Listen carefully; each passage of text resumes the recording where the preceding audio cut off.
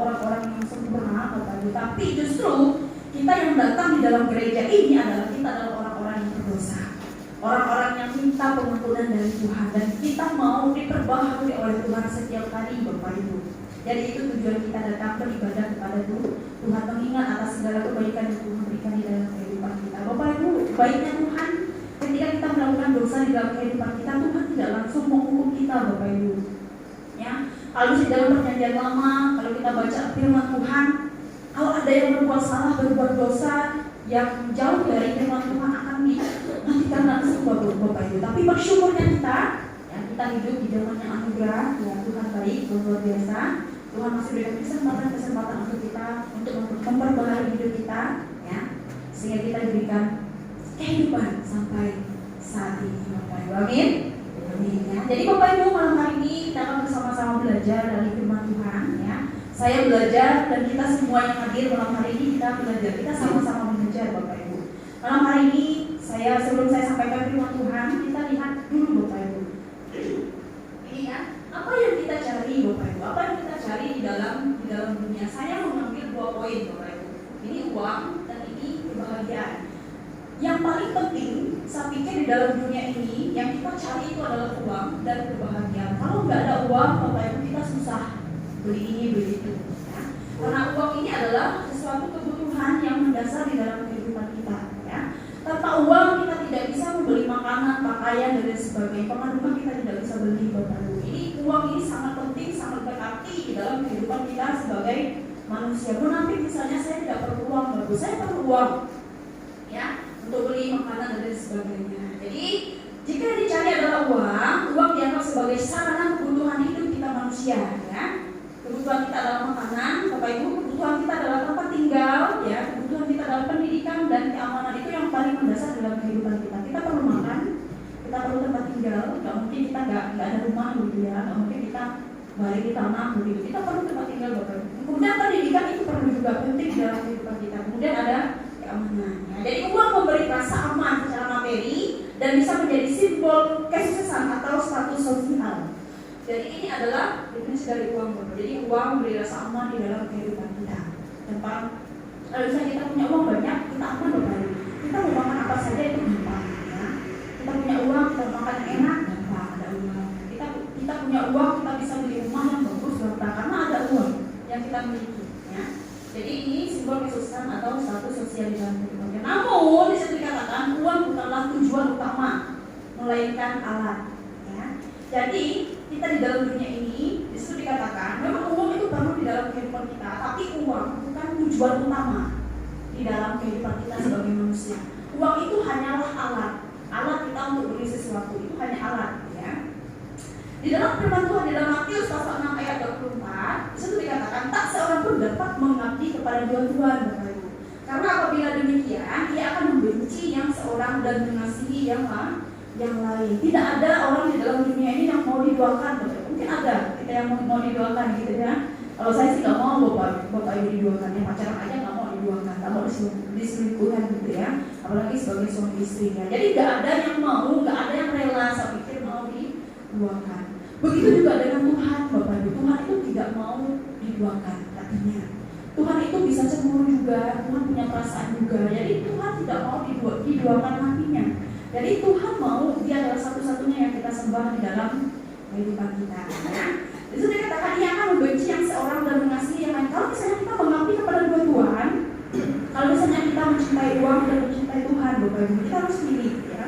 Jadi tidak ada yang mau diduakan. Kalau misalnya kita mencintai dua Tuhan, kalau kita mencintai uang misalnya, yang satu akan cemburu, yang satu akan sakit hati, Bapak Ibu. Jadi tidak ada sebenarnya orang yang mau diduakan.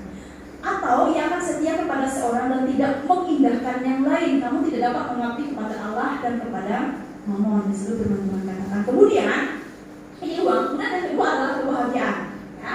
Jadi kita sebagai manusia itu perlu bahagia. Kita perlu sukacita. Kita perlu senang, Bapak Ibu, ya.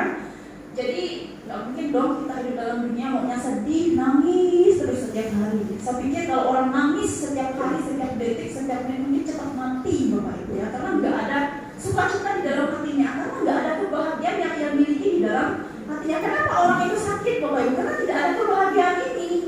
Karena tidak ada kebahagiaan manusia. Makanya orang gampang-gampang sakit, gampang-gampang sakit ini sakit itu, karena tidak ada kebahagiaan yang ia miliki di dalam kehidupannya. Jadi kebahagiaan kita sebagai manusia itu perlu ya.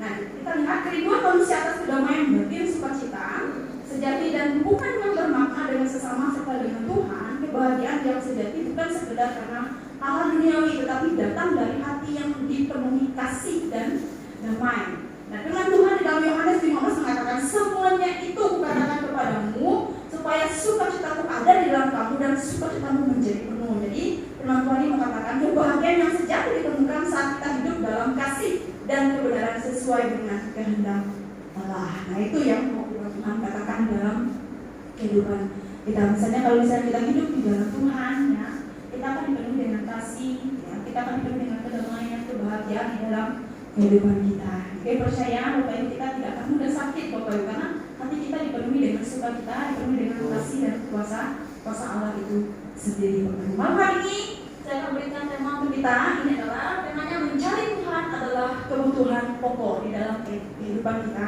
manusia. Mari kita baca bersama-sama firman Tuhan kita di dalam Matius pasal 6 ayat yang ke-33. Matius pasal 6 ayat yang ke-33. Bapak Ibu bisa lihat. Mungkin saya sediakan percetakannya karena ini hanya satu ayat saja. Di situ berikut di atas adalah hal kekhawatiran.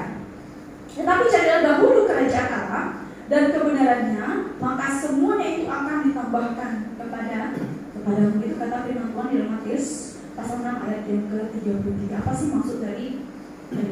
Mencari Tuhan adalah kebutuhan pokok. Kebutuhan pokok berarti kebutuhan paling utama di dalam kehidupan kita sebagai manusia. Dan tadi di awal sudah katakan uang, harta, kebahagiaan. Mungkin itu kebutuhan yang manusia cari di dalam dunia.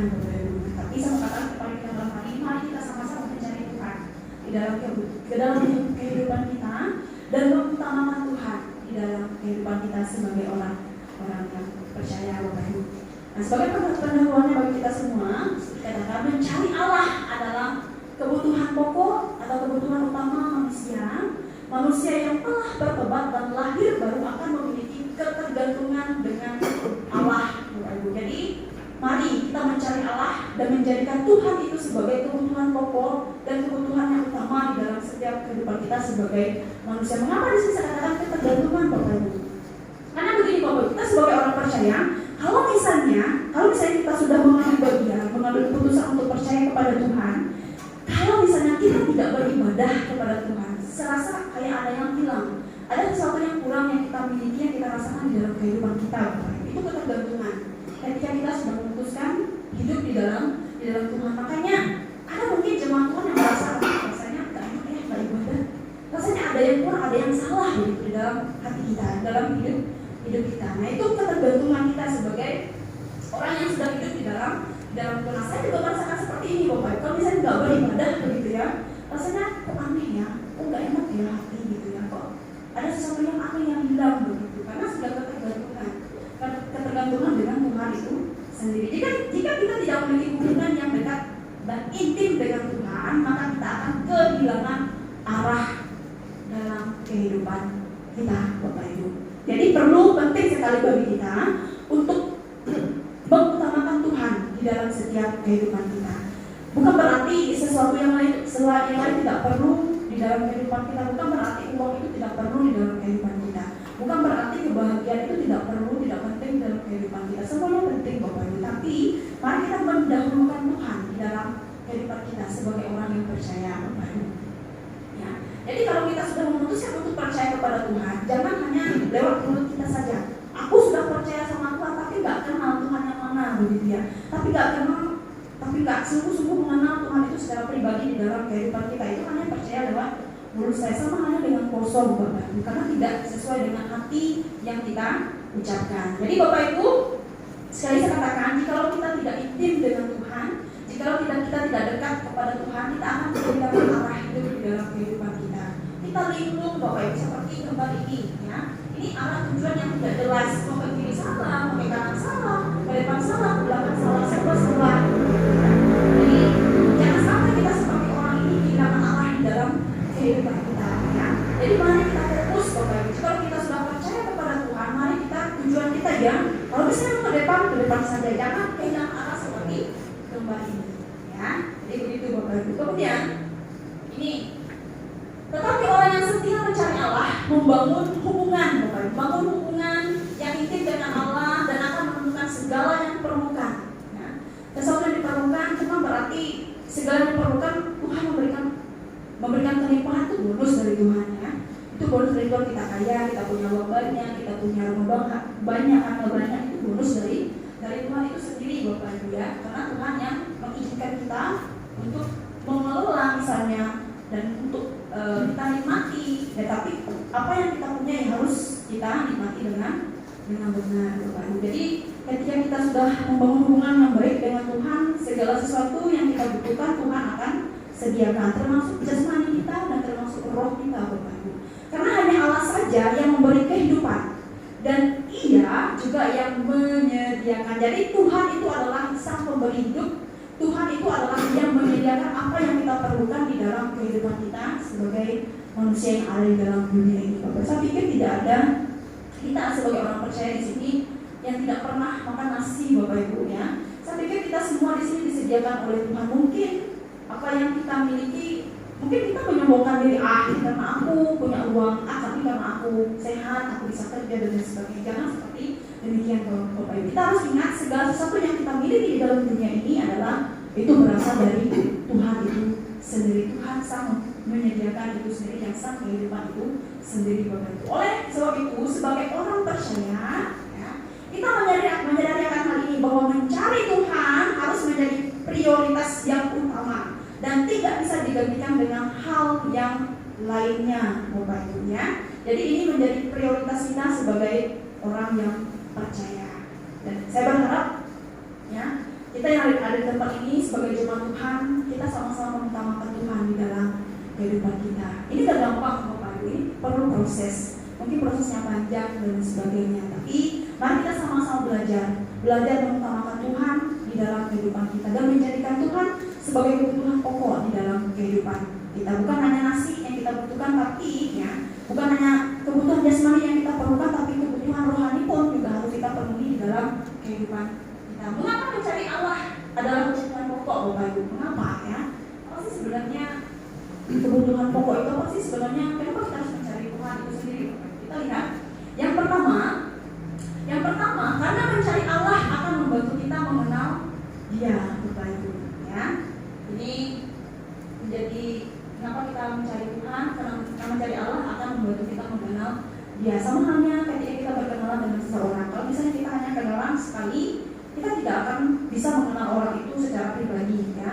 Kita nggak bisa kenal dia secara dalam begitu ya. Sama juga dengan Tuhan Bapak Ibu. Ketika kita sudah mengambil keputusan untuk percaya kepada Tuhan, kita harus mengenali Tuhan itu di dalam kehidupan kita. Jadi jangan sampai kita hanya aku percaya sama Tuhan begitu ya, tapi kita nggak kenal Tuhan itu siapa.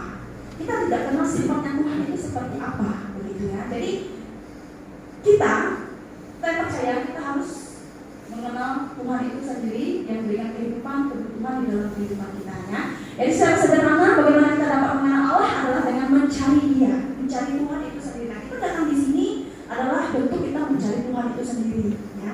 Kita mau mengenal Tuhan itu seperti apa? Ya, melalui apa? Melalui pujian misalnya, melalui firman Tuhan yang disampaikan oleh hamba-hamba Tuhan. Itu bentuk kita mencari Tuhan itu sendiri ya. Jadi ada banyak cara kita mengenal Allah, yaitu melalui doa, pembacaan dan perenungan akan firman Tuhan.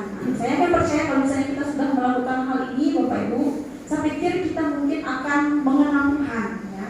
Yang tidak mengerti, tanyakan saja kepada yang mengerti atau yang paham akan kebenaran firman Tuhan ya. Doa, pembacaan firman Tuhan dan perenungan firman Tuhan itu bentuk kita mencari Tuhan kita sendiri. Nah, ketika kita mencari Tuhan dan semakin mengenal Allah, maka kita akan, ini ada 3 poin Bapak Ibu, kita akan menerima ini ya. Yang pertama, beribadah kepadanya dengan hati yang tulus. Ada, berarti kalau misalnya ini hati yang tulus, berarti ada hati yang tidak tulus Bapak Ibu. Mungkin ketika datang ke dalam gereja bersungguh-sungguh misalnya ya, rasanya malas datang ke gereja begitu ya, rasanya terpaksa datang ke dalam gereja begitu. Nah, itu kan hati yang tidak tulus ya. Nah, saya berharap kita yang datang ke dalam gereja di tempat ini kita mempunyai hati yang tulus, yang rela mau dibentuk oleh kebenaran firman firman Tuhan itu sendiri. Karena ada jemaat yang ketika ditegur oleh firman Tuhan gak mau lagi datang ke gereja, Bapak Ibu. Tapi sebenarnya itu adalah bentuk dari Roh Kudus itu bekerja di dalam hati kita sebagai anak-anak Tuhan. Kalau misalnya ada perkataan hamba Tuhan, mungkin firman Tuhan yang menyentuh hati kita, itu bentuk Roh Kudus yang menegur kita. Nah, harusnya kita tidak boleh menjauh dari Tuhan atau tempat-tempat beribadah itu, Bapak Ibu. Harusnya kita semakin dekat dengan Tuhan, bukan menjauhi itu Tuhan. Nah, seringkali ini terjadi dalam kehidupan kita sebagai orang yang percaya, Bapak Ibu. Kadang-kadang ditegur oleh firman Tuhan, nggak mau lagi datang ke gereja. Itu sering terjadi. Dan saya berharap kita di tempat ini, jemaat-jemaat tanah hitam, kita mempunyai hati yang tulus, yang rela dibentuk oleh firman Tuhan itu sendiri. Itu yang pertama. Kemudian yang kedua, kita akan lebih percaya kepadanya, Bapak Ibu. Ya. Ketika kita mencari Tuhan, kita mengenal Tuhan lewat doa, membaca firman Tuhan, ya, merenung firman Tuhan, kita akan lebih percaya kepada Tuhan itu sendiri. Oh, begini ya Tuhan, begitu ya. Oh, Tuhan ini sebagai sumber hidup di dalam kehidupan saya. Oh, Tuhan ini sumber menyediakan apa yang saya miliki dalam kehidupan kita. Ketika kita mengenal itu, ya, kita akan lebih percaya kepada Tuhan itu sendiri. Kemudian yang ketiga, ketika kita terus mencarinya, maka Allah akan menyatakan kasih setianya di dalam kehidupan kita. Apa kasih setia Tuhan termasuk apa? Kehidupan itu kasih yang Tuhan berikan. Kesehatan itu kasih yang Tuhan berikan, Bapak Ibu. Jadi banyak sekali kasih yang Tuhan berikan di dalam kehidupan kita. Ini hanya beberapa poin saja. Banyak lagi poin-poin yang lain, Bapak Ibu. Tapi saya mengampilkan yang 3 ini saja. Kemudian yang kedua, mengapa mencari Tuhan adalah kebutuhan yang paling utama di dalam kehidupan kita sebagai orang percaya? Yang kedua adalah karena di dalam Dia ada kehidupan, Bapak Ibu. Ya. Jadi kehidupan ini berbicara tentang kehidupan rohani, Bapak Ibu, ya. Berbicara tentang kehidupan yang kedua. Mungkin di dalam dunia kita merasakan ketika kita percaya kepada Tuhan, kita merasakan begitu banyak permasalahan yang bertubi-tubi yang kita alami dalam kehidupan kita. Hari ini mungkin kita ditimpa oleh masalah, mungkin besok kita ditimpa oleh masalah. Itu bentuk dari pembentukan Tuhan itu terhadap kita. Setiakah kita kepada Tuhan itu sendiri, Bapak Ibu? Nah, kalau kita bisa melewati masalah-masalah yang kita hadapi di dalam kehidupan kita, maka Tuhan akan memberikan kehidupan ini dalam kehidupan kita sebagai orang yang percaya. Jadi Tuhan tidak pernah ingkar janji. Dia tidak pernah ingkar janji. Dia selalu menepati janjinya. Bagi siapa yang percaya, maka Tuhan akan menyediakan kehidupan ini di dalam kehidupan kita. Ini pun sebagai orang yang percaya, Bapak Ibu. Di dalam Yohanes 10 ayat 10 mengatakan, pencuri datang hanya untuk mencuri dan membunuh dan membinasakan. Tapi Tuhan datang supaya mereka mempunyai hidup. Ini jelas firman Tuhan. Ini katakan bahwa ketika Tuhan datang di dalam hidup kita, ya, ketika kita juga menghidupi Tuhan di dalam kehidupan kita akan mempunyai hidup, Bapak Ibu. Hidupnya bukan hidup yang sementara di dalam dunia ini, tapi hidup yang kekal bersama dengan Dia di surga nanti. Saya mau menikmati ini. Saya mau hidup bersama dengan Tuhan nanti di surga. Saya tidak mau mati kekal, Bapak Ibu. Saya tidak mau dikutuk oleh Tuhan nanti di neraka, tapi saya mau hidup bersama-sama dengan Tuhan ini. Ya.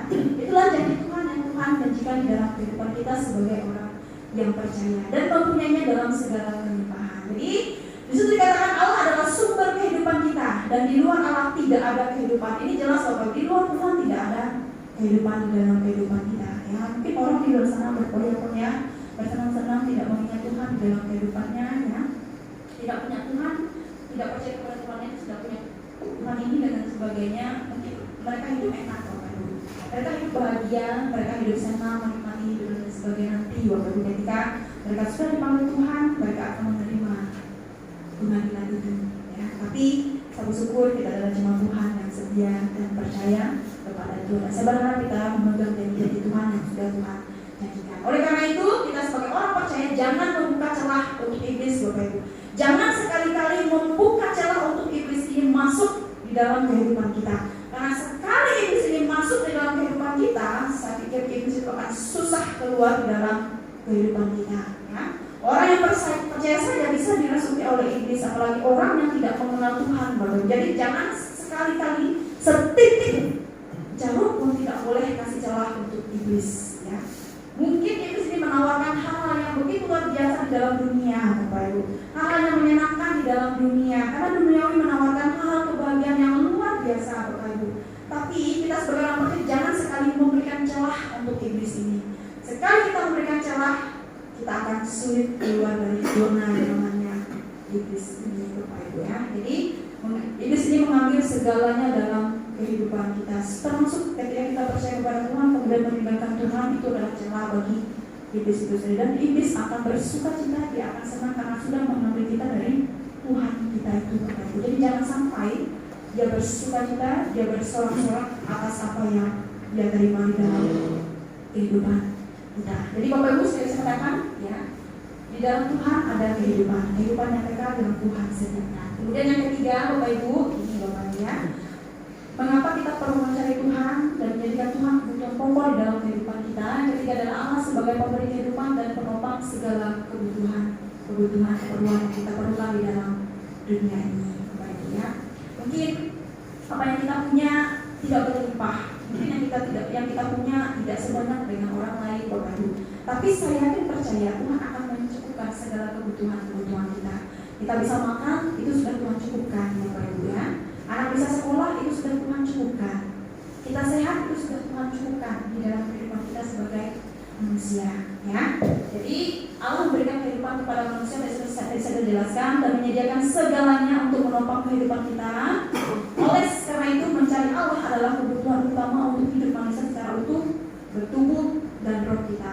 Dalam Matius tadi yang kita bacakan, tetapi carilah dahulu kerajaan Allah dan kebenarannya, maka semuanya itu akan ditambahkan kepadamu. Itu kata firman Tuhan tadi. Jadi ayat ini mau menunjukkan kepada kita bahwa prioritas utama manusia harus mencari Allah, dan kebutuhan lainnya akan dipenuhi oleh Allah itu sendiri. Ya, jadi Bapak Ibu, mari kita bersama-sama memprioritaskan Tuhan di dalam kehidupan kita.